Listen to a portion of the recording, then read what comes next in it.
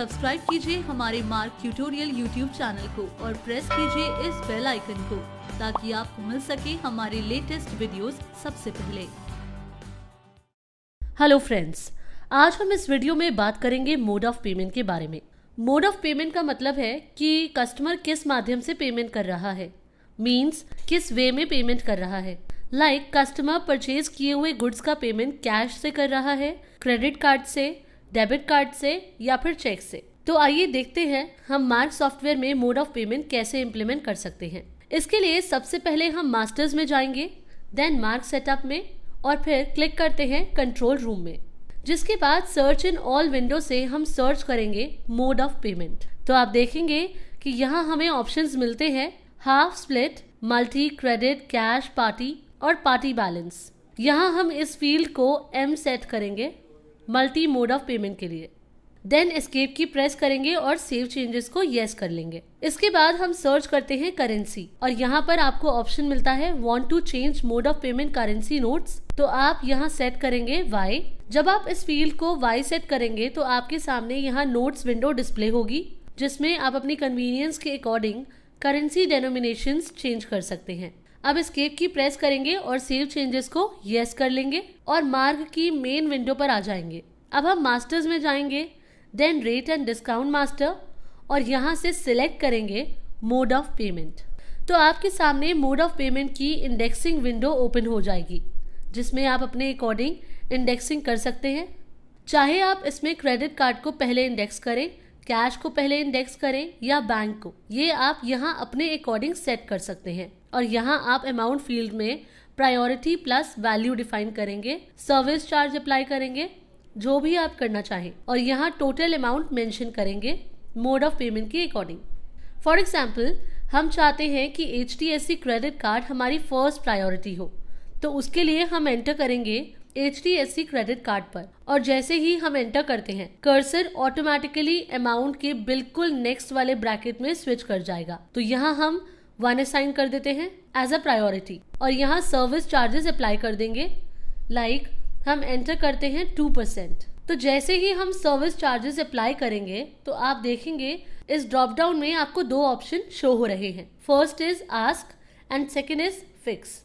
Means अगर आप यहाँ आस्क सेट करते हैं तो सॉफ्टवेयर आपसे सर्विस चार्जेस के लिए पूछेगा कि आप कितना सर्विस चार्ज अप्लाई करना चाहते हैं, और अगर आप इस फील्ड को फिक्स सेट कर देंगे तो सॉफ्टवेयर आपसे सर्विस चार्जेस के लिए नहीं पूछेगा।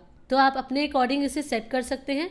ठीक इसी तरीके से अब हम चाहते हैं कि ICICI बैंक हमारी सेकेंड प्रायोरिटी हो, तो हम ICICI बैंक पर एंटर करते हैं और ब्रैकेट में 2 असाइन करते हैं एज अ प्रायोरिटी। सिमिलरली आप सर्विस चार्जेस अप्लाई कर सकते हैं। फॉर एग्जाम्पल, हम सर्विस चार्ज 2% सेट करते हैं। तो इस तरह आप मोड ऑफ पेमेंट विंडो को इंडेक्स कर सकते हैं। अब हम डिफरेंट आइटम्स के साथ सेल बिल क्रिएट करते हैं। तो आप देख सकते हैं कि हमने डिफरेंट आइटम्स के साथ सेल बिल क्रिएट कर लिया है, जो आइटम्स कस्टमर ने परचेज किए थे। और जैसे ही हम इस बिल को एंड की प्रेस करके सेव करेंगे तो सॉफ्टवेयर मोड ऑफ पेमेंट की विंडो ओपन कर देगा, जहां कस्टमर अब मल्टी मोड ऑफ पेमेंट करेगा, जैसा कि हमने कंट्रोल रूम में डिफाइन किया था। तो पेमेंट स्टेटस कुछ इस तरह है। Suppose customer 1000 rupees credit card से पे करता है, तो हम यहाँ HDFC क्रेडिट कार्ड पर एंटर करते हैं। जैसे ही हम एंटर करेंगे कर्सर अमाउंट फील्ड पर स्विच करेगा, जहां आप अमाउंट फीड करेंगे, like 1000 rupees, then enter press करते हैं। अमाउंट एंटर करने और सर्विस चार्जेस अप्लाई करने के बाद टोटल अमाउंट है 1020 रुपीज। मीन्स ये वो अमाउंट है जो आपको अपने कस्टमर से रिसीव करना है।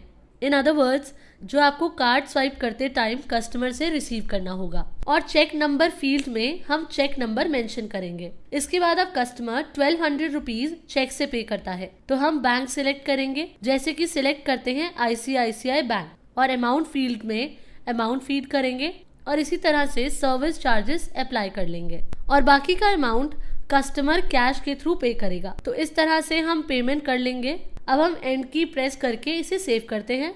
एक बात का हम यहाँ और ध्यान देंगे कि जैसे सपोज कस्टमर अपने बिल का कुछ अमाउंट पे नहीं करता, तो जब आप बिल सेव करेंगे तो सॉफ्टवेयर ऑटोमेटिकली उस पेंडिंग अमाउंट को आपकी कस्टमर के लेजर में क्रेडिट कर देगा। अब इसके बाद हम डेली रिपोर्ट्स मेन्यू में जाते हैं, सेल रिपोर्ट में आते हैं और फिर मोड ऑफ पेमेंट रिपोर्ट पर एंटर करेंगे। फिर व्यू पर एंटर करते हैं। व्यू पर एंटर करते ही आपके सामने ये रिपोर्ट ओपन होगी। ये रिपोर्ट बेसिकली ऑपरेटर मैनेजर को प्रोवाइड करता है।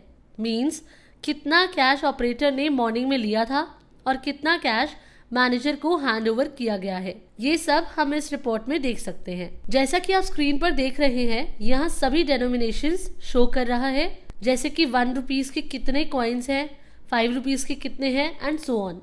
तो इस तरह आप इस रिपोर्ट में कई तरह की डेनोमिनेशंस सेट कर सकते हैं। राइट हैंड साइड पर ये आपको पेमेंट का पूरा स्टेटस शो करेगा, लाइक आपको कितना अमाउंट बैंक से रिसीव हुआ है, कितना कैश रिसीव हुआ है और कितना क्रेडिट कार्ड के थ्रू रिसीव हुआ है। इसके अलावा आप इसके साथ साथ ये भी देख सकते हैं कि आपने कितने बिल्स क्रिएट किए हैं, कितनी सेल रिटर्न हुई है एटसेट्रा। तो इस तरह से आप होल डे समरी व्यू कर सकते हैं, होल डे समरी का अपडेट ले सकते हैं। उसके बाद आप प्रिंट और सेव बटन पर क्लिक करेंगे, देन व्यू बटन पर क्लिक करते हैं तो आप होल डे समरी का प्रिंट प्रीव्यू देख सकते हैं, लाइक कितना कैश इन हैंड हमारे पास आया, ऑपरेटर के थ्रू कितना कैश लिया गया है, मोड ऑफ पेमेंट के थ्रू कितना कैश लिया गया है और डिफरेंस इन कैश।